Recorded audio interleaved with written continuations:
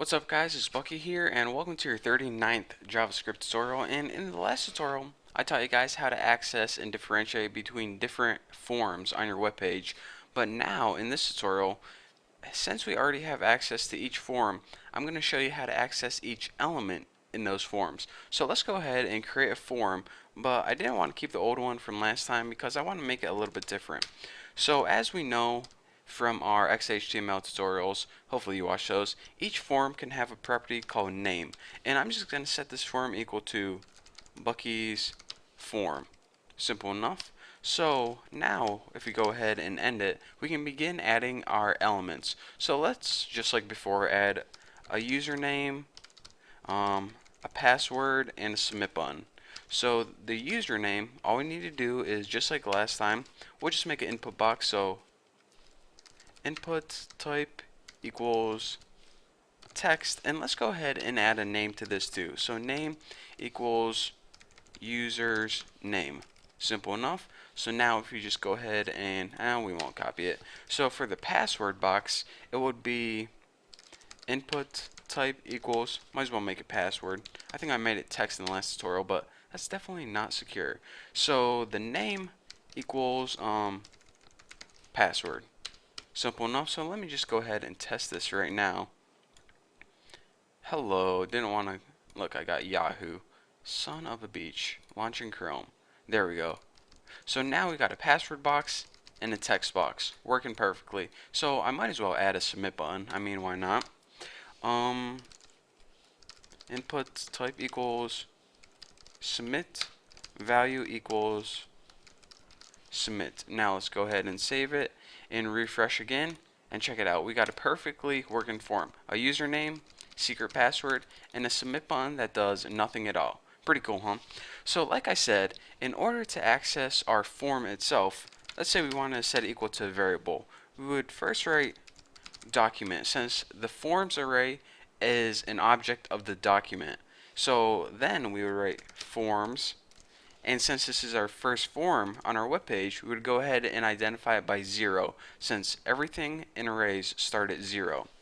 So after that, I told you guys that there is a way to access each element. So for example, if we wanted to access the first element right here, the forms array has a property already built in, and that's the elements array. So elements 0 would give you access to the first element in your form.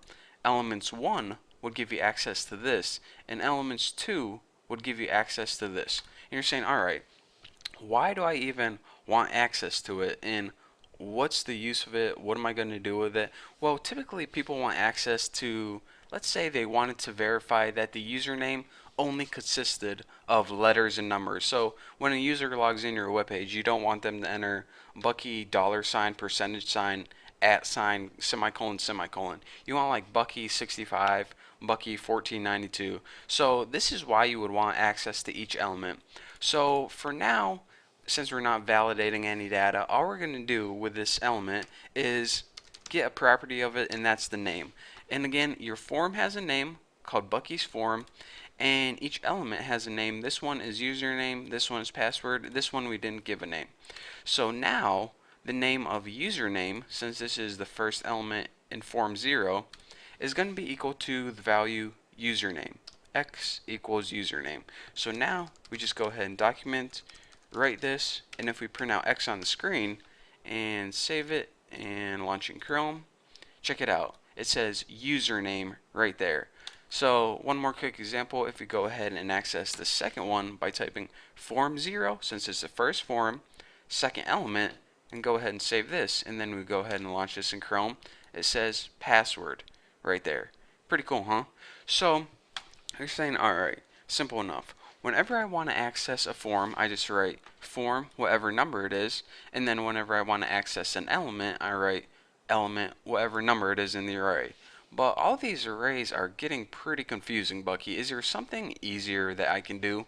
Yes, there is. Instead of worrying about arrays, you have a different option of accessing your forms and also your elements. Instead of using the forms array, you can just go ahead and use the name of the form itself. And this I think I got a kennel cough. So anyways, let's just go ahead and copy the name of a form, which is Bucky's form, and instead of form 0, we're just going to go ahead and put Bucky's form in it just like that. So just to verify that it's working so far, let's go ahead and run launching Chrome and check it out. We still get password. Pretty cool. So now we know that we can use the form name instead of using that dumb forms array. A whole lot more simple, or a whole lot simpler. What is it? I don't know. I'll let you decide. So now what we can do is we can treat elements the same array. The same array. Oh, I cracked myself up. The same way. If an element has a name, we no longer have to use that dumb old elements array. We can just go ahead and use the name of it, which is user's name in this case. So let's go ahead and paste this in. And of course, if we're writing code where we wanted to print out the name of an element, I mean the name's right here, so it's going to print out username. Kind of redundant, but anyways, this is just an example. So let's go ahead and launch this in Chrome, and we see in fact we can access that element using the name instead of the array.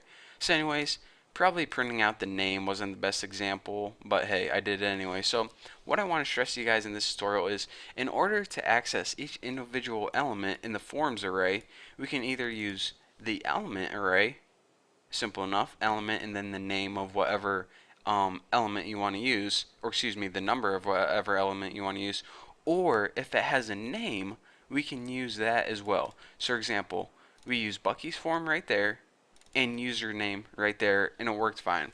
So with those two things, we now have knowledge of how to access any item in our forms.